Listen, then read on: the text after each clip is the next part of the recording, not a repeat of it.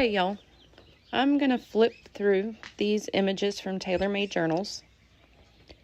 These are her antique book covers. She has two sets. This is one set.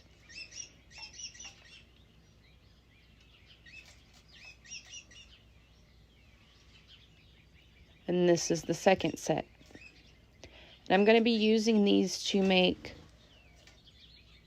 small journals or notebook type journals that will fit into a blue jean back pocket, a men's front shirt pocket,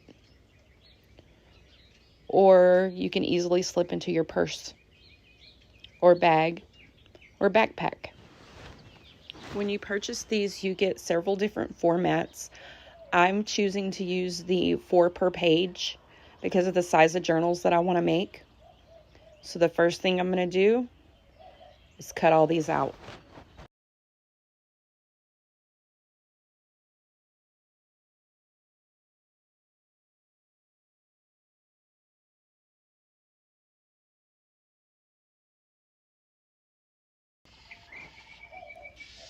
These are really cute. They're a nice size.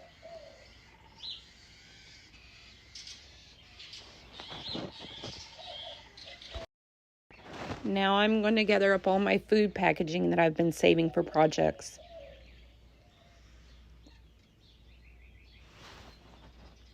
And I'm going to cut these down and use them as the basis for my covers.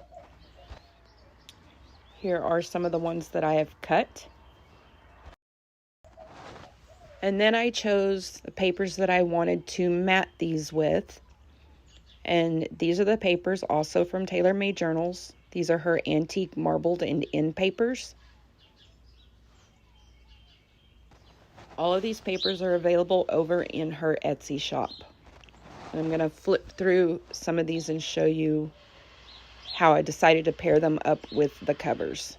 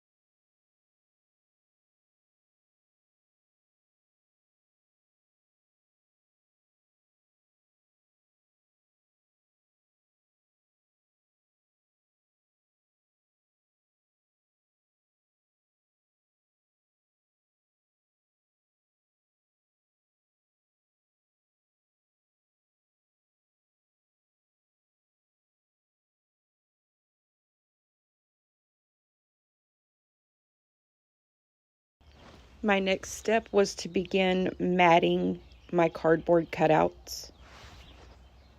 And I'll do this by gluing the dark side of the boxes or the printed side of the boxes to the marbled papers.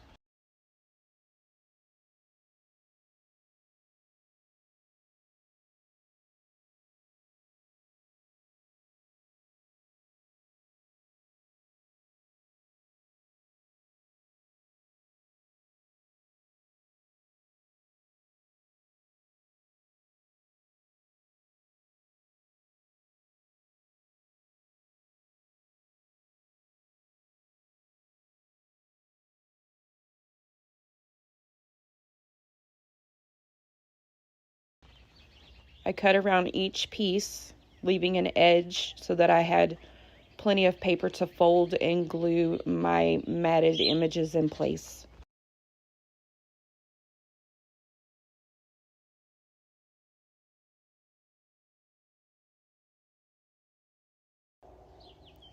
Now I will fold each side flat against the cardboard edge.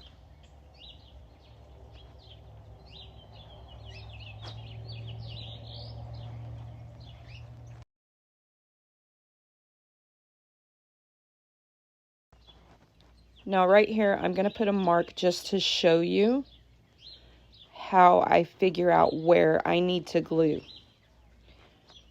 I'm going to take this corner and I'm going to fold it towards the cardboard and glue it to the cardboard. But where that pencil line is should meet up with the edge of the cardboard. Where that pencil line is where that original fold line is from folding the sides up. Now I'm going to glue the corners down.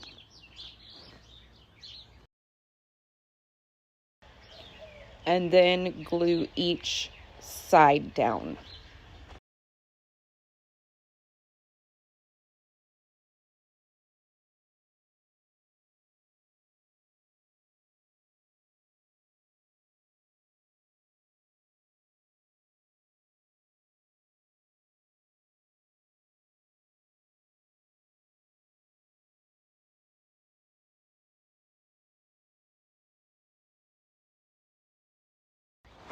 And this is what it looks like. And I will do this for each cover that I'm planning on using. Now I have some leftover craft paper that was used for some other projects that I just rolled up and stored. And I'm going to start cutting this paper down into strips that are more manageable and making sure to cut out the pieces that have been ruined.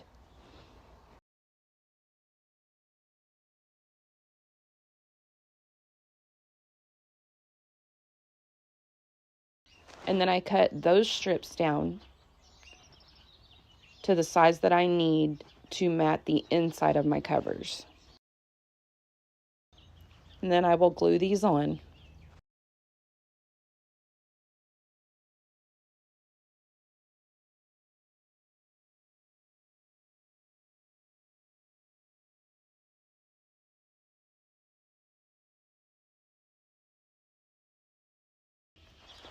And then put them under some heavy books to dry.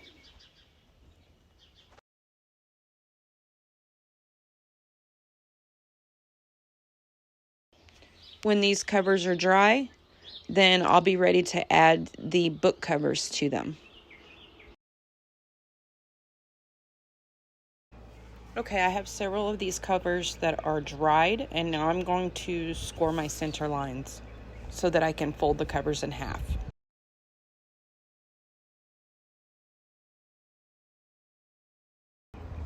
Now, because I use cereal board and packaging cardboard, they're pretty thick. And so what I'm going to end up doing is scoring 2 additional lines.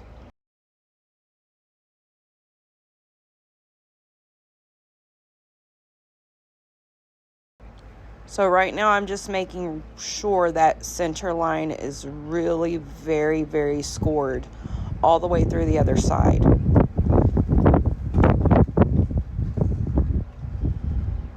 And then I'm going to put my wooden ruler up against that score line and press. Now I can already tell on one side of this cover I didn't put enough glue on one edge. I will have to glue that packing paper down a little better. It's fine. Now I'm going to come 1/4 of an inch on either side of that center line and create a score mark. One on the left side and one on the right side.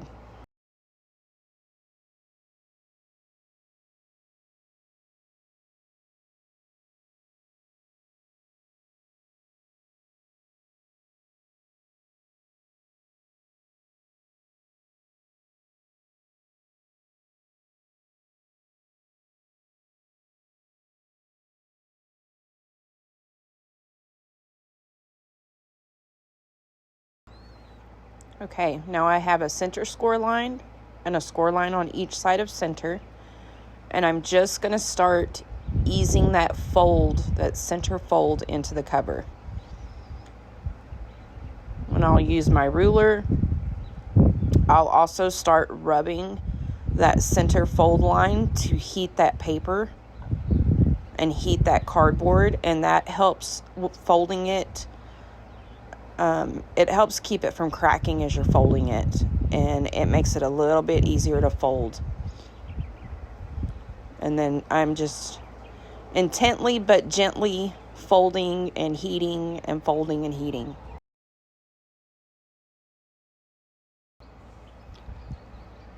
Now I will take the second and third score line, and I'm not going to fold those completely. I'm just going to bend them a little bit, and it allows for expansion of the journal when you add the pages into the journal, so that the spine curves a little bit to allow for the bulk of the pages that you're adding in.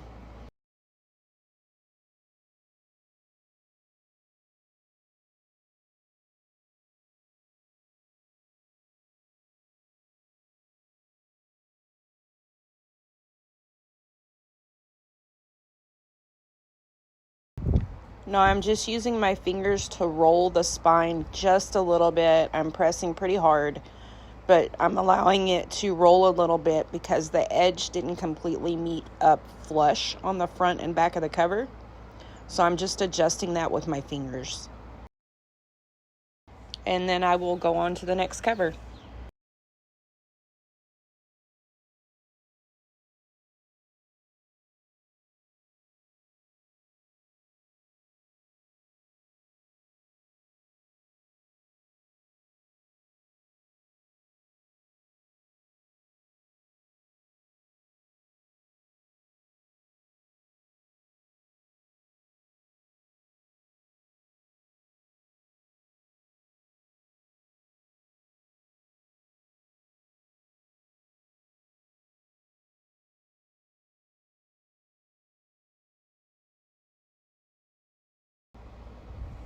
Okay, now I have 2 covers ready for the antique book covers to be matted to the front of them. So I will just glue those into place.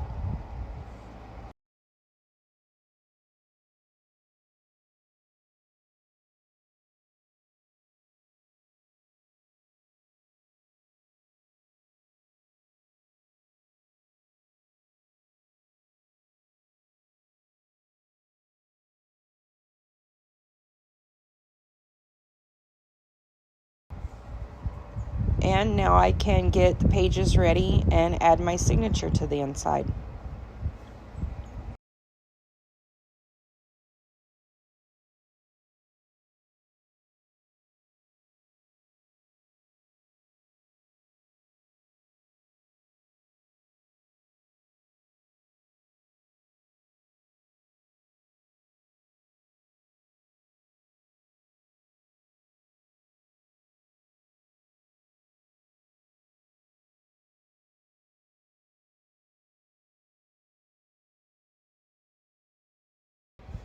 Okay, these 2 covers are done.